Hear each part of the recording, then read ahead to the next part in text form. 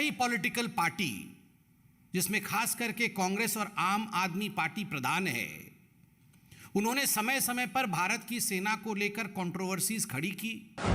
जबरन लोगों के मन में शंका उत्पन्न करने का प्रयास ये आम आदमी पार्टी और कांग्रेस पार्टी समय समय पर करती रहती है। The Indian army does not recruit as per the caste और the religion of the applicant. यदि कर्म क्षेत्र में युद्ध के समय किसी जवान को शहादत या वो बलिदान को प्राप्त हो जाता है तो उसकी जो अंत्येष्टि की जाएगी, उसके जो अंतिम क्रियाएं की जाएंगी, वो कैसे की जाएंगी, ये निर्धारित करना भी सेंसिबिलिटी और सेंसिटिविटी के आधार पर होता है। इसलिए धर्म का एक कॉलम होता है। बार बार भारतीय जनता पार्टी कहती है कि कुछ विषय जिन पे कभी राजनीति नहीं होनी चाहिए, उन विषयों पे भी हिंदुस्तान में कुछ पार्टी राजनीति करने का भरसक प्रयास कर रही है। उनमें से एक विषय भारत की सेना का है, भारत की सेना के तरीकों का, भारत की सेना के गौरव का है।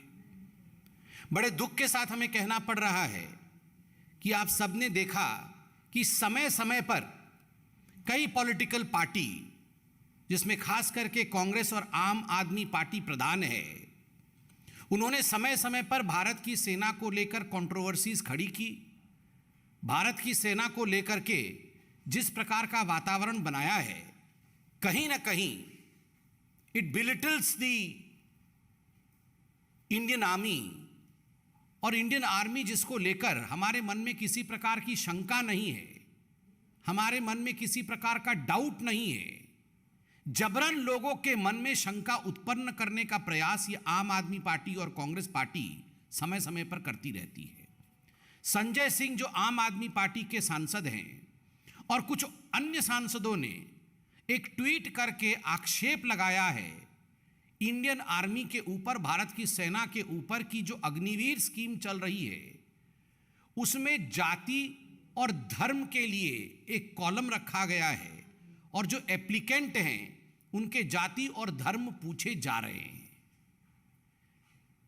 जिस प्रकार की भाषा का प्रयोग इस ट्वीट में किया गया है, और कुछ नेताओं का कहना है कि ये तो इंडियन आर्मी जो है ये जाति के आधार पर रिक्रूट करना चाहती है, पिछड़े और जो जनजातीय लोग हैं उनके साथ डिस्क्रिमिनेशन करना चाहती है, उनके साथ भेदभाव करना चाहती है। दुख है इस बात का कि माननीय सदस्य अर्थात जो मेंबर ऑफ पार्लियामेंट हैं, क्या वो अनभिज्ञ हैं? क्या वो जानते नहीं हैं हकीकत क्या है? मैं बताता हूं आपको हकीकत क्या है। हकीकत है कि जो भारत की सेना है, इंडियन आर्मी, वो किसी भी कीमत पे धर्म के आधार पर या जाति के आधार पर रिक्रूटमेंट नहीं करती है। The Indian army does not recruit as per the caste और the religion of the applicant. जाति और धर्म से कहीं ऊपर हिंदुस्तान की सेना है। फिर भी ये जो कॉलम है ये क्यों है?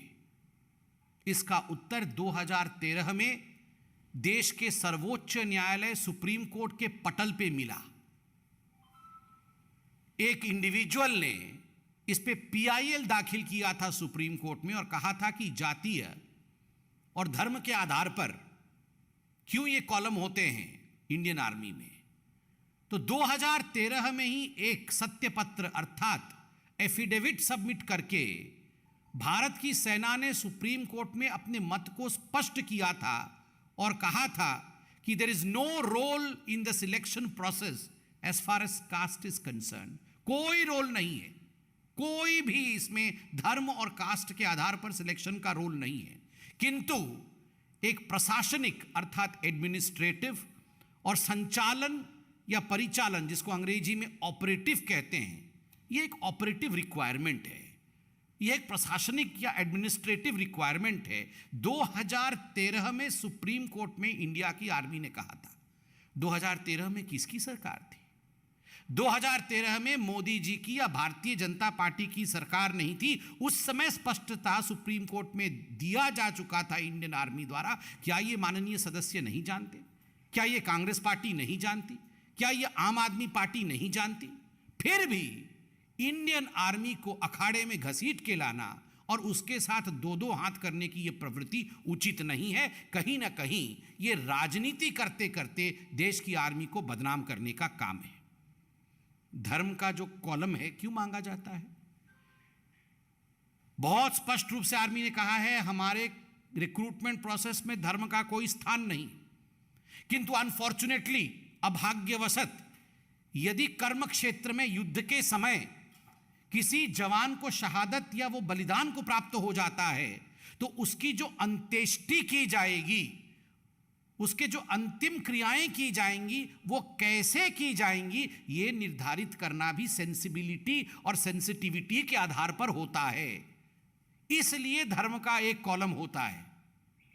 उसके बावजूद ये जानते हुए संजय सिंह और आम आदमी पार्टी और कुछ और नेताओं ने जिस प्रकार का सवाल उठाया है, यह कुलक्षित सवाल है, यह मन को कष्ट देने वाला सवाल है।